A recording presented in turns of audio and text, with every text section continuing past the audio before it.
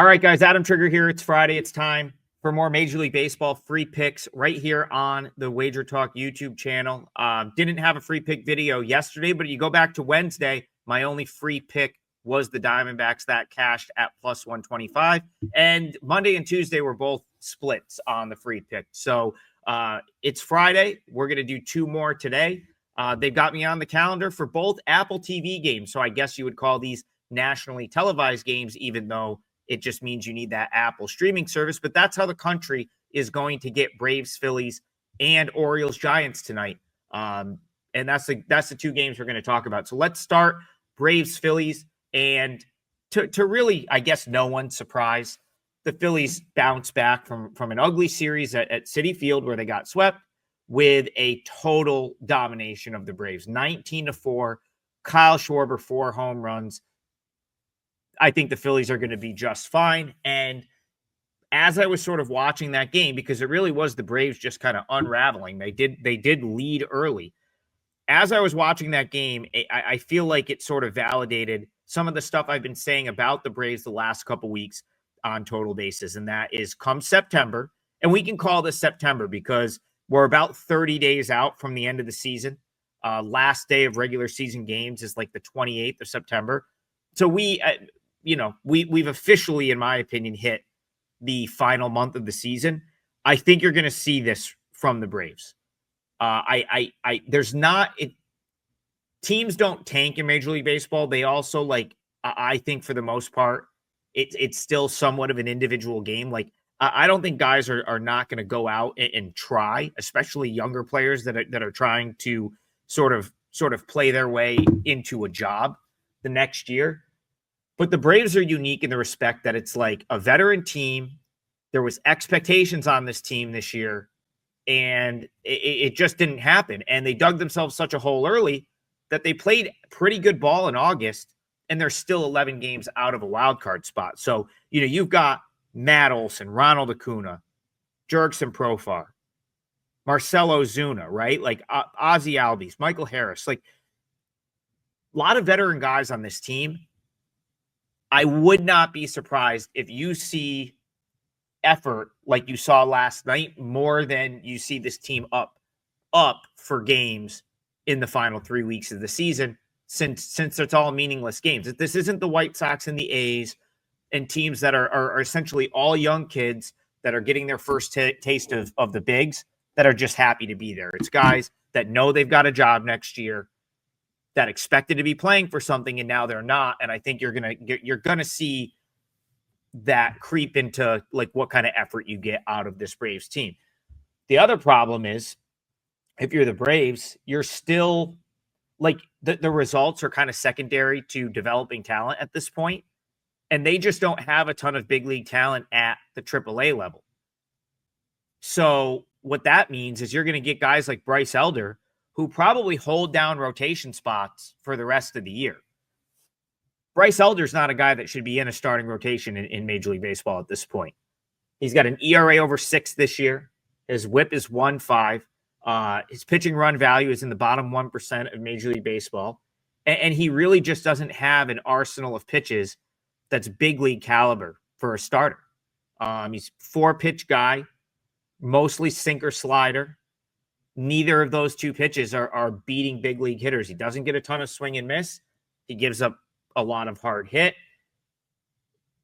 Just not, he's a guy that you can leave at AAA, and he's veteran enough at this point. He's been around long enough where, you can leave him at AAA. He'll give you 5 good innings at AAA for some pitching depth.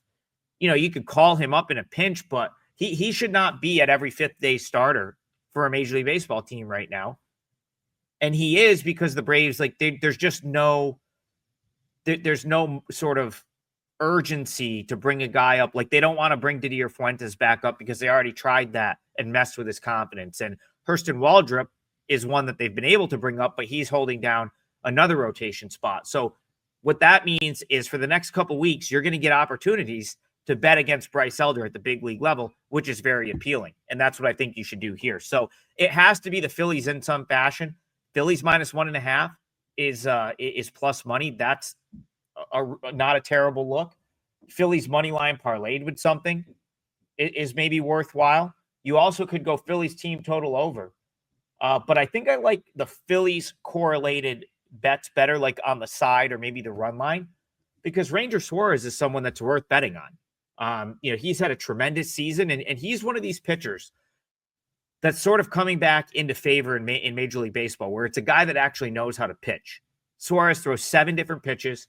All of them are quality. He's not going to ever hit more than 90 on the gun. His fastball goes about 90, 91, and he throws mostly sinkers, but he's all over the zone with great command. He has good command of his secondary pitches, and he gets a lot of soft contact. And the average big league hitter struggles with that right now. For years in Major League Baseball, it was all about velocity. And what you saw was a lot more throwing than pitching. Guys with nasty movement, guys that could really run it up there 98, 99 miles an hour. You're not seeing that as much anymore because of two things. One, the league has figured out how to hit velocity. Collectively, these young kids can all hit a fastball. And two, guys it was just arm injury after arm injury. So now you're seeing guys like Ranger Suarez have success because the average kid can hit a fastball, but can't handle a sinker followed by a really good curveball, then maybe a cutter, then maybe a changeup. Then he'll sneak the fastball in there when you're not expecting it. That's what Ranger Suarez has done all year. That's why he comes in with an ERA near 3, a whip of 1.1, and all of his numbers and underlying metrics are really, really good. So Phillies are pass here for me. And this is a scenario, I know they're at home, but the way their offense is ripping right now after yesterday, maybe even Phillies 1.5 and take that plus money, plus 115 or plus 120. Right now, I have a 5% college football play up on the site. It's scrolling at the bottom of your screen. I'm off to a 5-0 start in the football season, 4-0 in the NFL preseason, and I hit my only college football play of week 0. I don't go deep into college football in the respect that, like, you guys need me here grinding out AAA baseball, Korean baseball, finding edges in baseball. But I do go deep into college basketball, and I travel a lot, and I meet people. And, I have probably, I would say, like 4 or 5 programs that I get really good info on right now for college football. And anytime I get a piece of info that I think is very strong, that's when I move and make a college football play. And that's what I've got for my 5%er this weekend. So, again, I'm not going to be the one that's going to come in here and, be able to just rattle off like everything that's going on in college football. But if I'm going to make a big bet, you can rest assured there's a good reason for it. And that's what I have on Saturday. So 5% college football play is up. The link is scrolling at the bottom of your screen. And let's get back to baseball. Let's go out west. Orioles, Giants. And this is the perfect spot to bet against the Orioles. And if I'm being honest, I've got 2 or 3 sides that I'm considering for today. It might be another day where I don't have a client MLB play.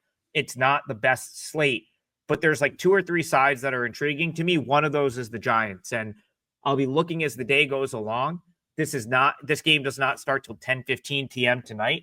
I'm kind of hoping the Orioles take money like they have been all week, because I'd love to play back at some of that and get the Giants at a better price. Minus 140 for this Giants team is a little bit steep, but I still think it's the right side. Baltimore, the areas that they struggle in this year, they struggle against left-handed pitching, and they struggle on the road. And what do you get right here? You get a cross-country road trip after a win at home yesterday, and you get one of the better left-handed starting pitchers in the league in Robbie Ray. Worst case scenario, in my opinion, for the Orioles. On top of that, the Orioles use bullpen arms the last couple days, and they don't have a deep bullpen as it is. Baltimore hasn't had a deep bullpen since April, since the beginning of the season. And now you've seen Felix Bautista go down, Gregory Soto get traded, Sir Anthony Dominguez get traded. So they have no bullpen depth anymore either. And the guys, the couple quality bullpen arms they do have all pitched the last couple days, because, of course, they took a lead into the 9th inning on Wednesday. And then yesterday they were in like a tie game pretty much the entire game. So just a really difficult spot for a young Orioles team. And that's one of the big takeaways I had. I did win with the Orioles on Wednesday with the plus 1.5. But one of the biggest takeaways I have from the Orioles during that series with the Red Sox is this team really looks young right now, and not young in a good way. It's guys that have just got called up to the big leagues, but the sort of ones that they're the people that they're looking to lead this team right now, the Gunnar Hendersons, the Colton Cowsers, like those guys are struggling too. And I'm not sure that they're really the best leaders at this point. So it really does look like a young team struggling to put together good at-bats. And I just don't see how that plays on the road here against a guy in Robbie Ray who, be as it may, yeah, he has a little bit of a regression in his underlying profile, but he's having a tremendous season, a 2.93 ERA, 1.14 whip. Expected batting average against is 226. That's excellent. Fastball run values in the top 5% of the league. He's got one of the better whiff rates of any starting pitcher in Major League Baseball, and he's still racking up his strikeouts. I think a guy like that against a team that hasn't hit well on the road this year and doesn't hit left-handed pitching particularly well is probably going to have success. And then on the other side, the Giants haven't really hit, but Dean Kramer. So credit to Dean Kramer. He's now in his 6th season in Major League Baseball, and he's pretty much been the same guy every year. ERA in the low 4s, got a 1.3 whip.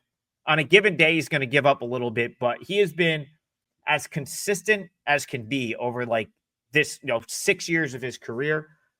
And he's going to go out and give the Orioles a solid effort. Is he going to totally shut the Giants down? Probably not.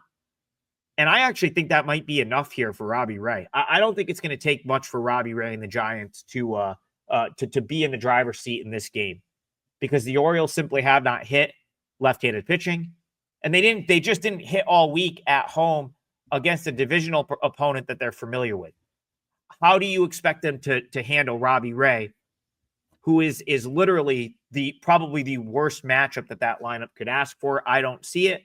And on the other side, I don't think the Giants, even if they can get 2, 3, 4 runs, the total of 7.5 is telling you it's probably going to be a low-scoring game. I think they win that type of game 9 times out of 10 here, with the Giants bullpen being what that is in relative to the Orioles bullpen. So give me the Giants all day in this one. Again, very close. This game doesn't go off till 10:15 Eastern. I may add this as a client play. We're going to see how the market treats this throughout the day, but it's a fantastic setup here for the Giants, a team that's playing better of late, and just a horrible spot for the Orioles, who come from East Coast to West Coast, no day off, haven't traveled well, haven't hit left-handed pitching. Great spot for the Giants. And that'll be my sort of, if I was going to give you the better of the two, obviously the Giants. And hey, if you want to parlay Phillies to Giants for a plus money 2-teamer, I don't hate that either. What I really do love is the 5%er that I have that goes in college football tomorrow. So check that out on my page at WagerTalk. And I'll see you guys tomorrow for some free MLB picks. I'll have at least one in a video tomorrow. Appreciate you guys tuning in, as always. Have a great weekend. Enjoy the football. We'll see you back here for more baseball in the morning.